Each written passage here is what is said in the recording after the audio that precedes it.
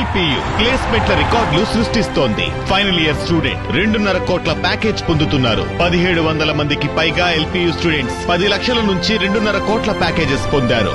విద్యా విప్లవం ప్రారంభమైంది లవ్లీ ప్రొఫెషనల్ యూనివర్సిటీలో. తెలుగుదేశం పార్టీ అరాచకాలు, హత్యా రాజకీయాలకు పేటెంట్లు తీసుకున్నట్టుగా తయారైంది. ఎప్పుడూ ప్రశాంతంగా ఉండే నెల్లూరు జిల్లాలో కూడా రెడ్ బుక్ రాజ్యాంగం అమలు చేస్తున్నారు. వైఎస్ఆర్సీపీ నేత నల్లపరెడ్డి ప్రసన్నకుమార్ రెడ్డి ఇంటిపై టీడీపీ గూండాలు దాడి చేసి విధ్వంసం సృష్టించారు. ప్రసన్నకుమార్ను హత్య చేసేందుకే పక్కా ప్లాన్తో రాత్రి వేళ దాడి చేశారు. నెల్లూరు ఎంపీ వేమిరెడ్డి ప్రభాకర్ రెడ్డి దంపతుల ప్రోద్బలంతోనే ఈ దాడి జరిగిందని వైఎస్ఆర్సీపీ నేతలు చెప్తున్నారు. ప్రశాంతంగా ఉండే నెల్లూరు జిల్లాలో కూడా టీడీపీ మూకలు హత్యలు విధ్వంసాలకు తెగబడుతున్నాయి.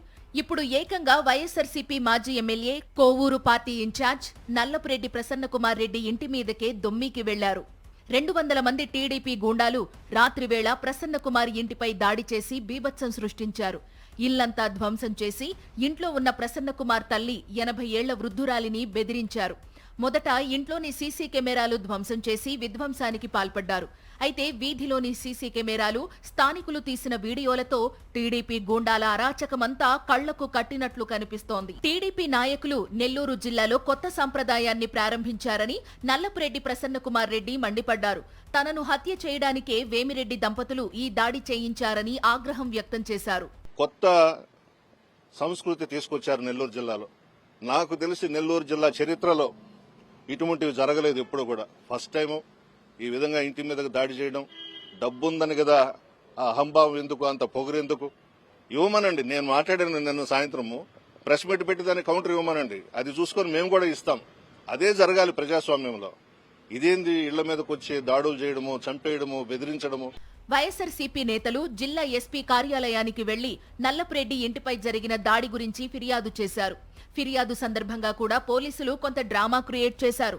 దాడిపై రాత్రే ఫిర్యాదు చేసినా ఎఫ్ఐఆర్ కట్టలేదని వైఎస్ఆర్సీపీ నేతలు చెబుతున్నారు. ఖచ్చితంగా ఇది ప్రసన్నకుమార్ను హత్య చేయడానికి జరిగిన దాడి అని స్పష్టం చేశారు మాజీ మంత్రి అనిల్ కుమార్ యాదవ్. ఈ దాడికి సంబంధించి వేమిరెడ్డి దంపతులపై హత్యాయత్నం కేసు పెట్టాల్సిందేనని అనిల్ డిమాండ్ చేశారు. పోలీసులు కూడా అదే కలిసాం. హత్యాయత్నం కేసు నమోదు చేయాల్సిందే ప్రభాకర్ రెడ్డి గారి మీద, ప్రశాంత్ రెడ్డి గారి మీద. తప్పు ఎవరైనా చట్టానికి అతీతులు కాదు. డబ్బున్నోడు ఒకటి, అధికారం ఉన్నోళ్ళకి ఒకటి ఏం కాదు, ఎవరైనా ఒకటే. ఇది ఖచ్చితంగా ఆయన చంపాలని వచ్చిన పథకమే. ప్రసన్నకుమార్ రెడ్డి గారిని అంతం చేయాలనుకున్న పథకమే.